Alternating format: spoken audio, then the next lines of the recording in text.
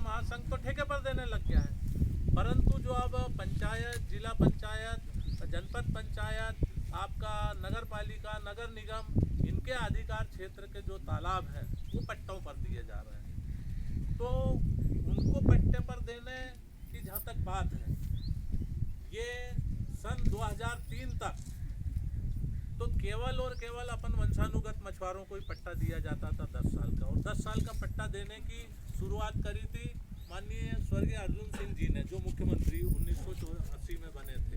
उन्होंने शुरुआत करी 1984 में, वो निरंतर चली। दिग्विजय सिंह जी जब तक मुख्यमंत्री रहे 2003 तक। 2003 के बाद में प्रदेश के अंदर भारतीय जनता पार्टी की सरकार आई। भारतीय जनता पार्टी की सरकार ने पूरे प्रदेश में हल्ला मचाया कि हमारे मछुआरों का उद्धार करने के लिए हमारी सरकार नई मछली पालन नीति ला रही है। उसके लिए कमेटी बनी। कमेटी के अंदर मेरे आदरणीय बड़े भाई साहब भी थे, जो उस समय तत्कालीन मछली पालन मंत्री भी थे, और भी उसमें अपने समाज के दूसरे महानुभाव थे जो भारतीय जनता पार्टी में काम करते थे। उनकी देखरेख में जो समिति बनी और उस समिति की आखिरी में जो रिपोर्ट प्रकाशित हुई और सरकार ने उसको मान्य करी, तो उसमें ये कंडिका सामने आई कि वंशानुगत मछुआरों के साथ में शर्मा जी भी, दुबे जी भी, चौबे जी भी, छप्पे जी भी, यादव जी भी, जैन साहब भी, फलाने साहब भी, सब जोड़ दिए गए। पूरे प्रदेश की तमाम जातियां जोड़ दी गई, और ये सब कुछ हुआ हमारे लोगों के वहाँ मौजूद रहते हुए। उस दिन से हमारी तकलीफ बढ़ती चली गई। आज हालत यह है कि ऐसे इक्के दुक्के तालाब हमारे वंशानुगत लोगों के पास बचे हैं, बाकी 70-80% तालाब दूसरी जातियों के हाथ में पिछले 8-10-12 साल में चले गए हैं। गलत बात है कि सही बात है? भाई आप लोग इस व्यवसाय को कर रहे हो, आपको और ज़्यादा जानकारी होगी। हम तो जगह जगह जा रहे हैं, हमको तो ये सारी बातें आंखों से देखने में मिल ही रही है। हाँ, तो हम अब उसी प्रयास में लगे हैं कि इन चीज़ों से मुक्ति मिले, और उसके लिए हम लगातार पिछले 4-5-7 साल से प्रयास कर रहे थे।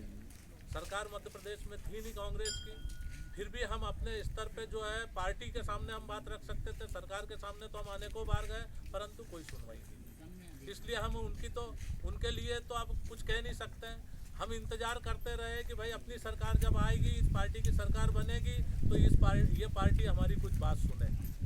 और प्रभु की कृपा रही, भोले शंकर नाथ के आशीर्वाद से 2018 के अंदर कांग्रेस की सरकार यहाँ काबिज हुई। इससे पहले जो हम 3-4-5 साल से खाना बाना पूछ रहे थे कि जो अधिकार हमसे छीन लिए गए 2003 से 2018 के बीच में, वो अधिकार हमें तालाबों के या इसके उसके माझी जाति प्रमाण पत्र के सबके अधिकार कैसे वापस मिले, इसके लिए जो हम ताना बाना तैयार कर रहे थे, वो 2018 में कांग्रेस पार्टी के चुनावी घोषणा पत्र, वचन पत्र के रूप में आपके सामने आया, जिसमें हमने आपसे जुड़े हुए मसलों के 17 बिंदु जुड़वाए हैं, और 17 में से 5 बिंदु हल हो गए हैं। बाकी के भी लगातार उस पर हम प्रयासरत हैं, और समय है अभी 4 साल सरकार के, परंतु प्रदेश में जो 15 साल तक कुछ नहीं कर पाए, वो 15 दिन के बाद में ही चिल्लाने लग गए कि कांग्रेस कुछ नहीं कर रही, कांग्रेस कुछ नहीं कर रही, सरकार कुछ नहीं देगी। अरे भाई, तुमको कैसे मालूम? तुम त्रिकालदर्शी कैसे बन गए? यदि त्रिकालदर्शी तुम हो कि कांग्रेस कुछ नहीं करेगी, तो उसने तो अपने पहले साल में अपने कहे वचनों में से आपके सामने ये 17 में से 5 सामने ला दिए। तुम तो 15 साल तक लिखते रहे ना घोषणा पत्रों में कि हम आपको बिल्कुल इस बार सरकार बनी कि आपको हम आदिवासी बना ही देंगे, आपको ये दे ही देंगे। एक सरकार बना ली कह के, फिर वो कह के दूसरी बना ली, वही कह के तीसरी भी बना ली, परंतु देने की बजाय जो पिछली सरकारों ने जो कुछ दिया था वो भी छीनते चले। हमने उसमें 17 बिंदु जुड़वाए हैं। निश्चित ही हम ज़्यादा कुछ तो कह नहीं सकते हैं कि हम बिल्कुल ये ऐसा नहीं ऐसा, परंतु इस बात का आपको भरोसा दिला देते हैं कि जो हमने वचन पत्र में जुड़वाया है, हम उसके एक एक हर्फ पर अमल करवाएंगे, और वो सुविधाएं आपको घर बैठे हम दिलवाएंगे। ये तय है बिल्कुल।